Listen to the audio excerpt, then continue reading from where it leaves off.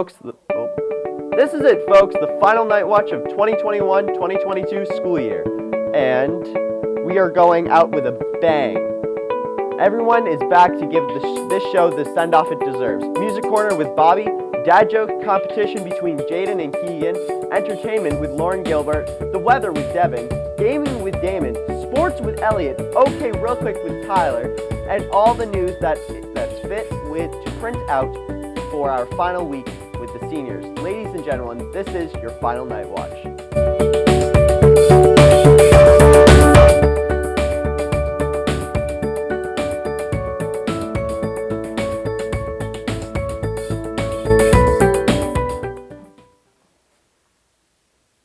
Hello and welcome to Night Watch. My name is Kay Baker and this is Rydell Berry. Alright, let's get into it. Well, it's that time of year and we have events galore. Tonight, June 3rd, in the gym at 6 p.m. is the senior banquet. Then on Sunday, June 5th at 1 p.m. in the Kingswood Arts Center is Baccalaureate. Ooh, okay. Next up, seniors, the exam schedule for this week is as follows. Monday is A1 and D block. Tuesday is B1 and C block with a special schedule of A, B, D, C for that day. Wednesday is B2 and B block exams. Thursday is A2 and A block exams, followed by graduation practice at 11 a.m. Good luck to all of you. Speaking of graduation practice, as you just heard, seniors, Thursday, June 9th at 11 a.m. is your first graduation practice. Your second is Friday, June 10th at 10 a.m. Both practices are mandatory. So, this rolls nicely into our schedule for events of this week. On Tuesday, June 7th at 6 p.m. in the Arts Center at the KRS Theater Banquet will be held, including the thespian induction ceremony, dinner, and the senior send-off. On Wednesday, June 8th, the information meeting for next year's theater season will be held in the Arts Center from 2:30 to 2:30 p.m. to 4:30 p.m. If you are interested in participating in theater next year, not only should you attend this meeting, but you should also register at kingswoodtheater.org. The accompanying parent meeting for this will be held that evening on a Google Meet at 7 p.m. Please visit the website for the address to the Google Meet. There you go. Then at 5 p.m. on June 8th in the Kingswood Arts Center is Senior Singing Day. Any senior who will move on to play a sport, signing day, sorry, at the next level is invited to take part in this event.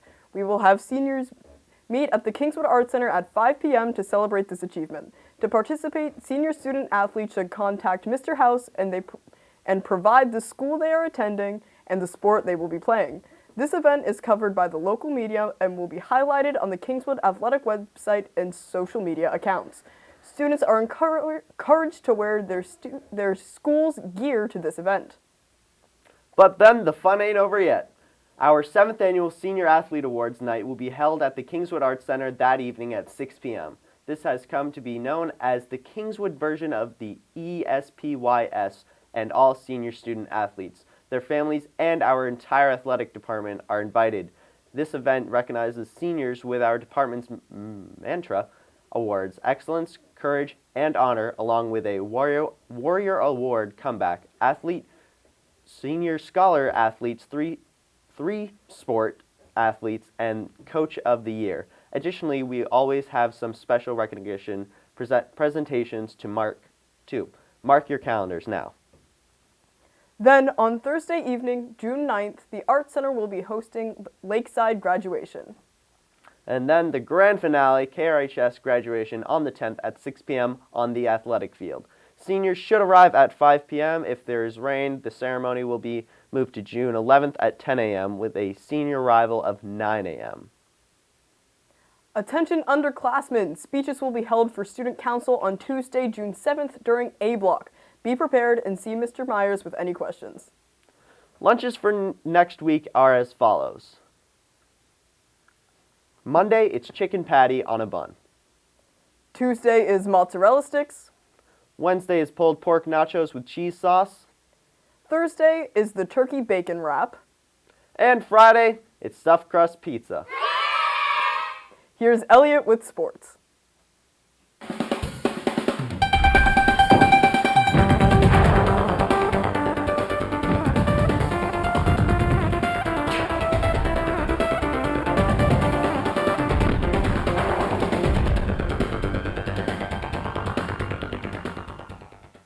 Hey y'all know what I'm going to talk about today.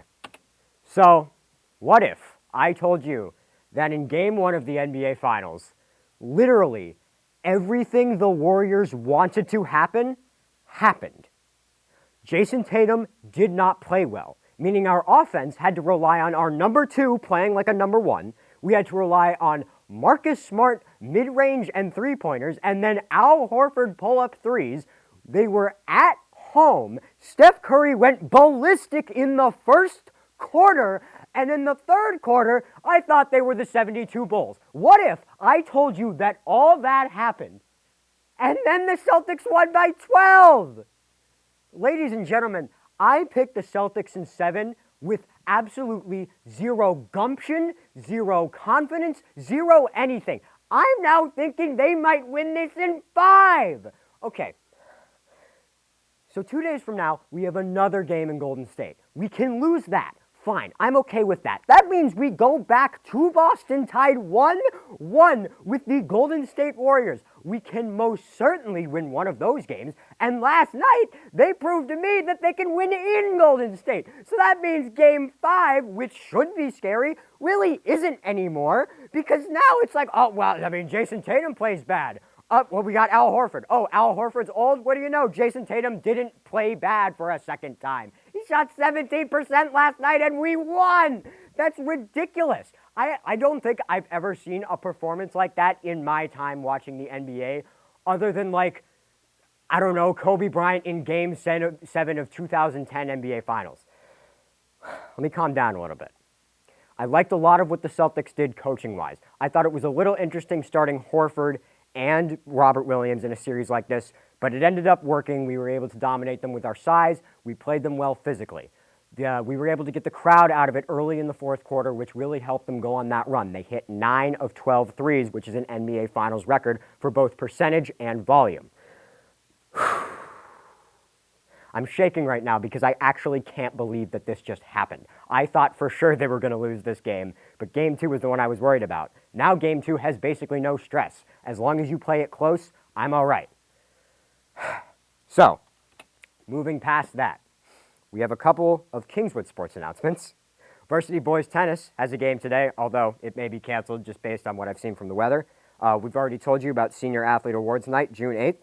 And to close it out, for me at least, here's an interview with our All-State softball player, Morgan Stevens.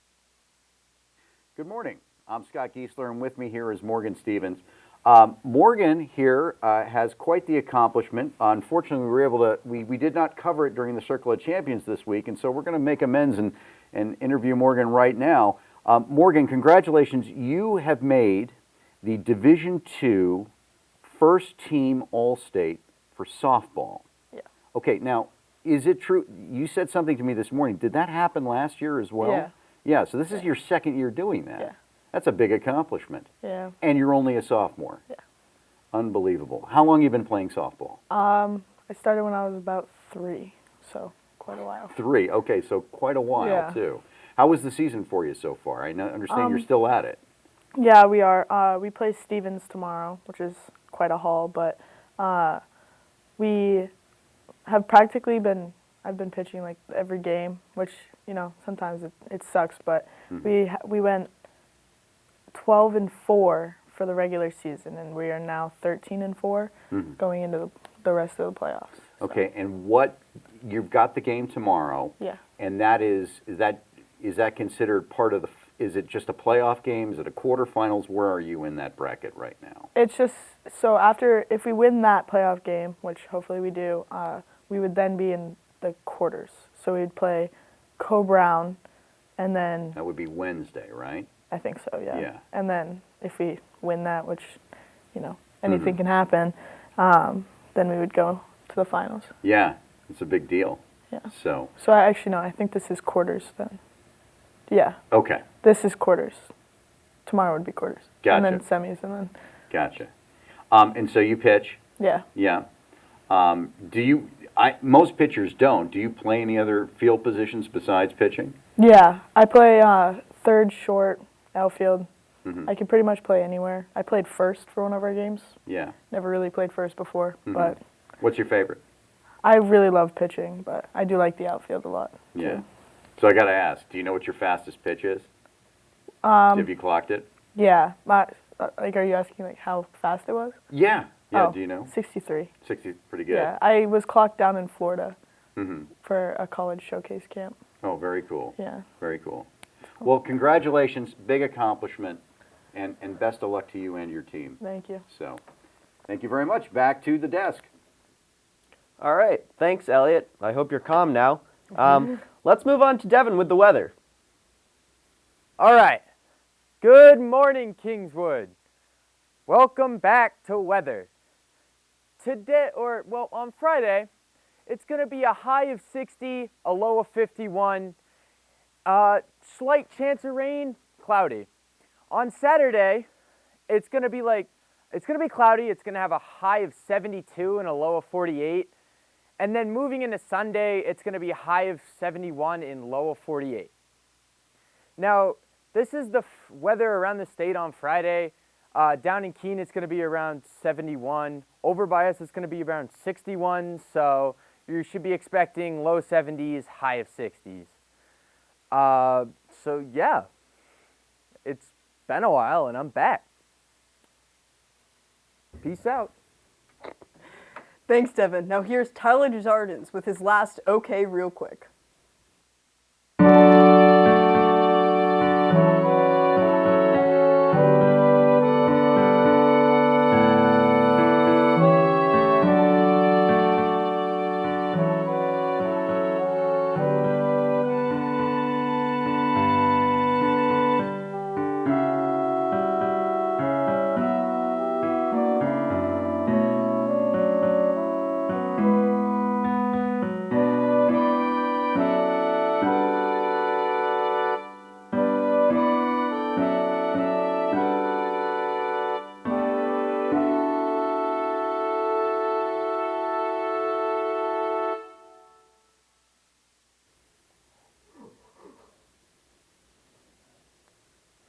Thank you, Ty. Now here's Lauren with the grand return of entertainment news.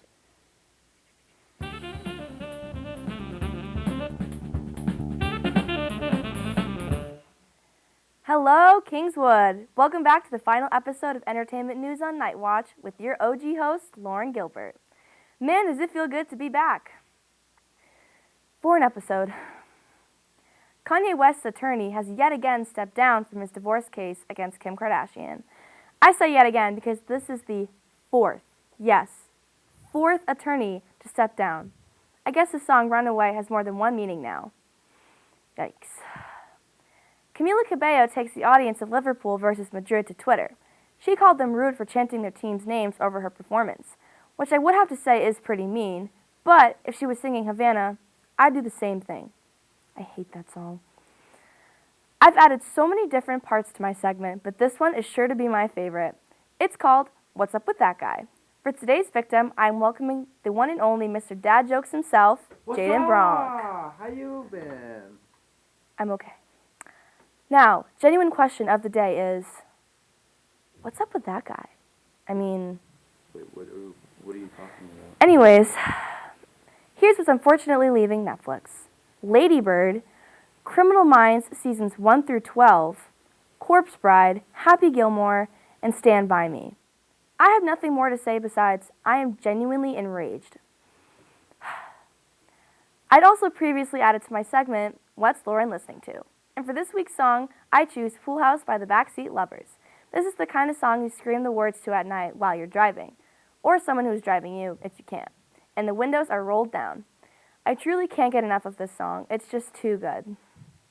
Now, before I close the segment out for the school year, I just wanted to say the Alton Dance Academy's yearly recital is Inside Out and will be taking place at Prospect Mountain High School on June 17th at 6:30 p.m. and June 18th at 11:30 and 4:30 p.m. Yes, there are 2 shows. Tickets go on sale June 6th. Hope to see you there. Well, it seems that's all I have for you today. See you later, Kingswood. Have a safe and exciting summer. Once again, I am Lauren Gilbert, and I'm signing out.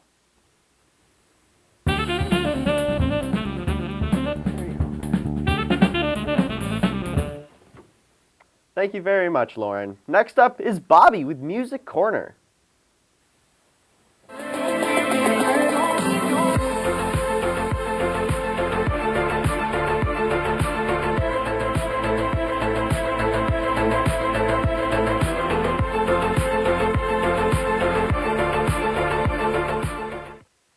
Well, hello, Kingswood. It's been a while since we last saw each other. Welcome back to Music Corner, finally. I'm your host, of course, Bobby Lebrecht, yours truly.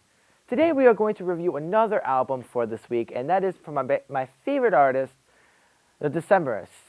If you haven't heard of them, let me just say that they are a really good folk band from Portland, Oregon. They formed the band around 2001 area somewhere, and they released their first EP, which was called 5 Songs. Their album, Castaways and Cutouts, is what we are looking at today. This album came out on May 21st, 2002, and not many days ago, it was the album's 20th anniversary. So that is really amazing that this album is 20 years old. Can you imagine? Jeez. This album consists of 10 tracks, such as Leslie Ann Levine, Here I Dreamt I Was an Architect, July, July, A Cautionary Song, and so forth. My favorite song off this album is Clementine because it's such a soft, soothing song and it's a very good song while taking a snooze. The lyrics are also good on this song. For example, here's one of my favorite lyrics from the song. Take a listen. I'll play the clarinet.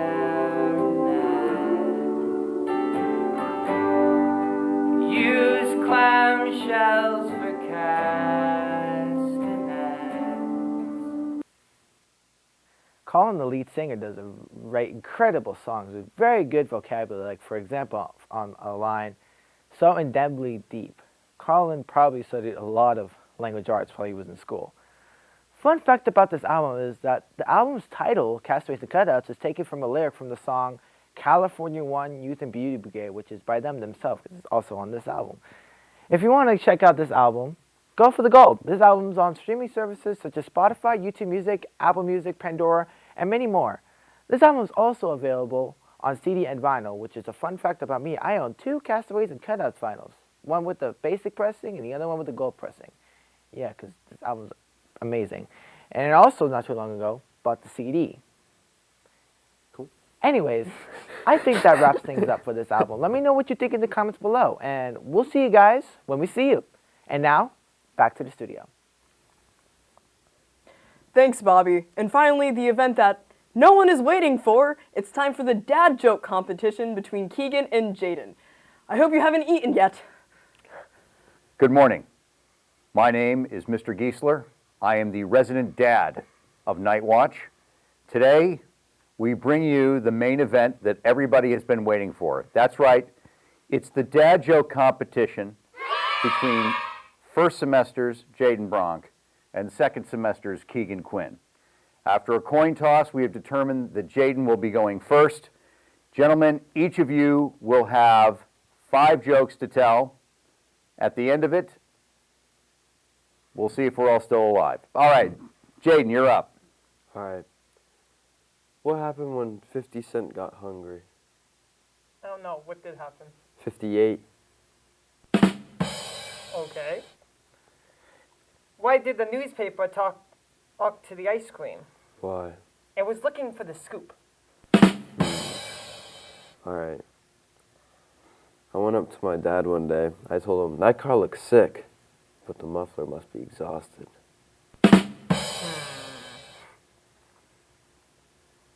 Two sharks are inside a tank. One of them asks the other, any idea how to drive this thing? No. How? How? What? I don't know. Well. What? Any more? Are we all done? Well, that's that joke. Oh, okay. All right. What pronouns does chocolate use? Delicious. Hershey. Fail. Fail. No. I thought raining cats and dogs were bad. Then it started hailing taxis. Okay. When I'm around my Spanish-speaking friends, I always use the word mucho. It means a lot to them. Oh. What's the problem with flying on Peter Pan Airways? What's wrong? They never land. Good. Okay. So that's 5, yes, each of you? Yes. Yes. Well, and the winner is no one. Nobody wins in dad jokes. Thank you. Back to the desk. Oh, sorry. Thank you to Keegan and Jaden. And finally, here's Damon with his gaming.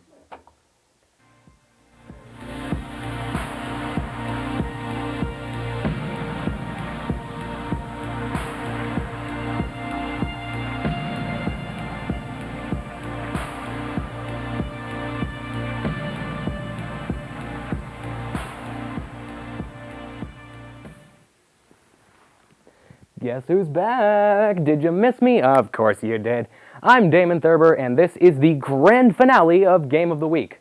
For real this time, I swear. This week's game is one that's sort of consumed my life lately. It's a game that came out so long ago, it's now legally allowed to get married. Some consider it the first big indie game. I consider it one of my personal favorite games of all time. That's right, on this episode, I'll be talking about Daisuke Amaya, aka Pixel's 2004 classic, Cave Story.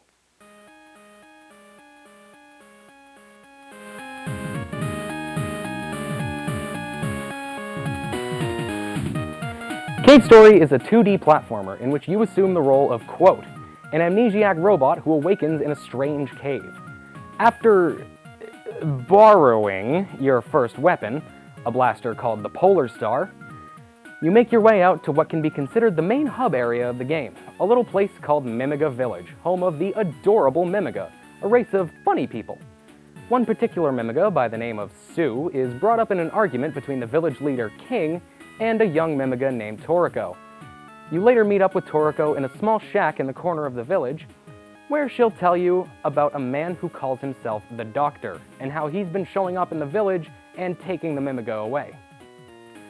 And speaking of Mimiga being taken away, that's exactly what happens to Toriko. A witch by the name of Misery shows up, along with her subordinate, a thing named Balrog. Mistaking her for Sue, Misery traps Toriko in a bubble and takes her away, leaving Balrog behind to fight you, but only if you let him. See, Balrog will actually ask if you want to fight him, and whereas most other games would have the same outcome of forcing you into a boss fight regardless of what option you choose, if you say no, Balrog just leaves. Anyway, after that whole encounter, you're off on your way. Your first destination is the Egg Corridor, where dragon eggs are incubated in hopes of hatching dragons that can be used to escape the island. Oh yeah, I forgot to mention, but while you might assume that a game called Cave Story takes place underground, it's actually set on a floating island in the sky. Not exactly much of a spoiler, but still worth mentioning. It's here where you meet the previously mentioned Sue, who traveled to the Egg Corridor in order to see if the dragon she planned to use to escape the island had hatched yet. Once you help her make her way back to Mimiga Village, she informs you that her brother Kazuma is stuck inside a building in another place called Grasstown, so logically, that's your next destination. Now, if I've learned anything from my one-shot review, it's that I really need to do a better job of not breaking the entire game down bit by bit, so my in-depth summary of the events ends here. Who the Doctor is and what his motives are, I'll leave that to you to find out. The next aspect of the game I'd like to touch on is the gameplay. The controls and physics of this game are noticeably floaty, but not to a degree that it becomes uncomfortable to play.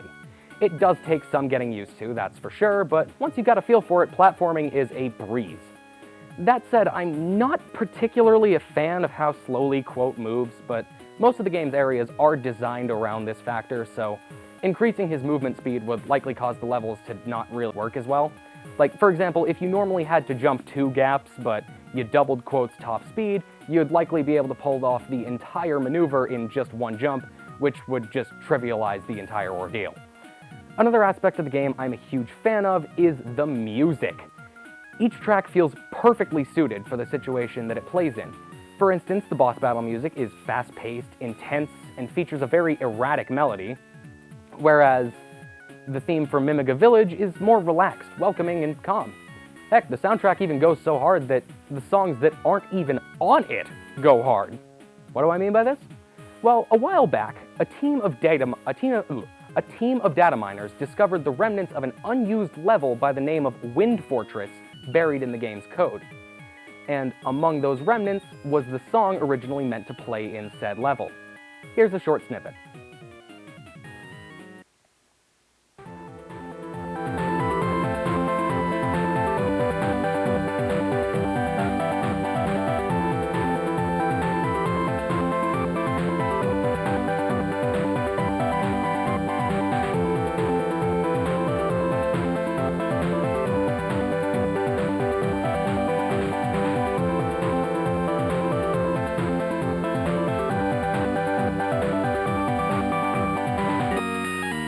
And do you want to know the most ridiculous part about all of this?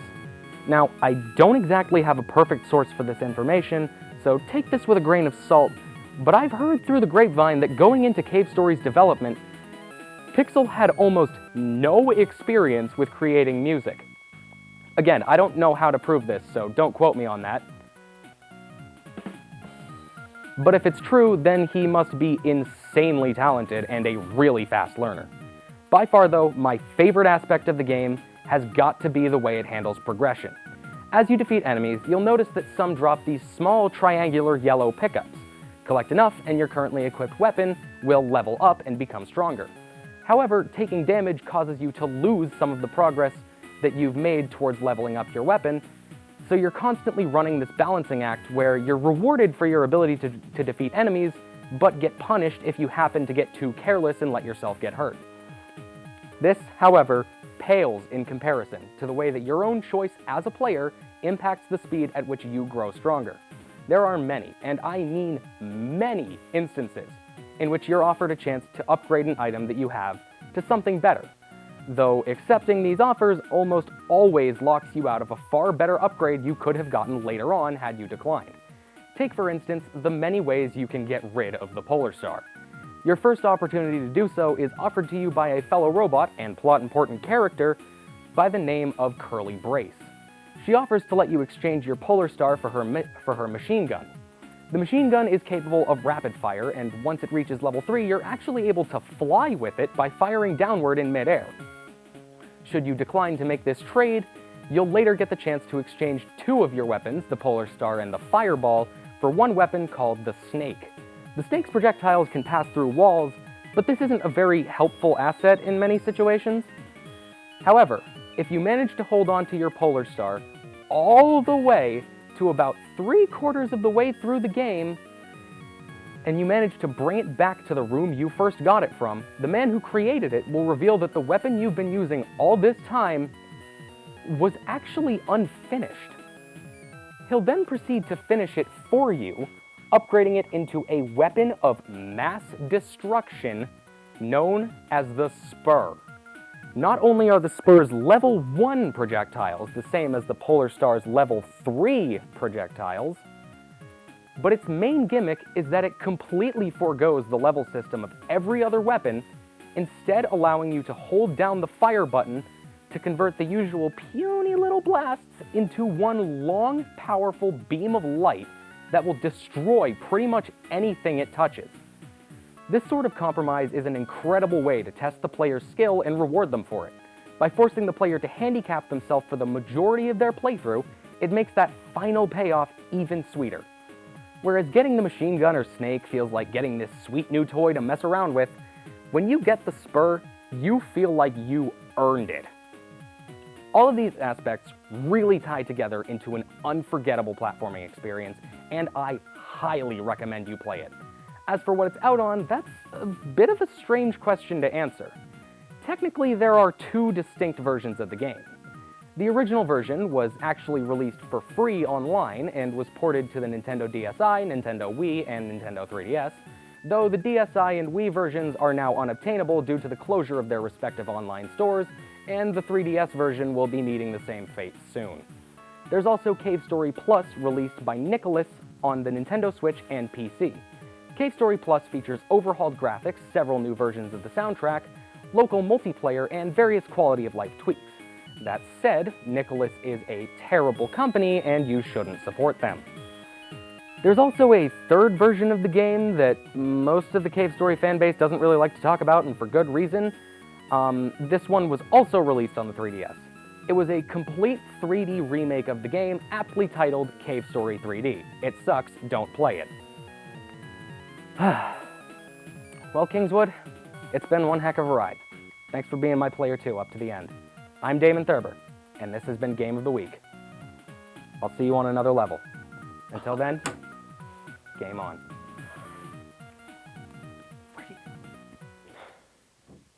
Hi, Kingswood. I've managed to drag myself out of my hyperventilating and screaming just long enough to tell you guys that while Night Watch is ending, I will be doing my absolute best to do as many sports segments as I can over the summer. Just because the school year ends doesn't mean sports will. I'm going to cover the end of the NBA Finals. I'll cover the MLB over the summer and the start of football season once we get to that time. Keegan has also volunteered to do some dad jokes. That will be going up on the Night Watch Instagram, nightwatch_261. And who knows who else may come along for the ride. So keep an eye out for that. And now, back to the desk. All right. Thank you, Elliot, and thank you, Damon. So we have some This Just Ins. On Wednesday night, Taryn Kelly, Skylar Hams, and Damon Thurber were awesome in Portsmouth Youth Poetry Hoot. Be proud, they wowed the crowd. That's pretty clever. All right. Our other one is Wolfboro Community Television was at the bandstand for the KRHS 2022 Promenade. The video of each presentation, hosted by Mr. Geezer, is approximately 18 minutes long. It can be purchased by signing up at the main office by giving your name and preference of the video on DVD or on a flash drive. DVDs are $15 each, or on a 8 GB reusable thumb drive for $21 each. We will collect your name, media, and preference, and the money. Well, that'll do it for us. For us here at Night Watch. It's been a great year. We thank you for joining us. Congratulations to all the seniors who are graduating. Taking us out is music composed by our very own Nicole Cornish. Thank you all, and we won't see you next time.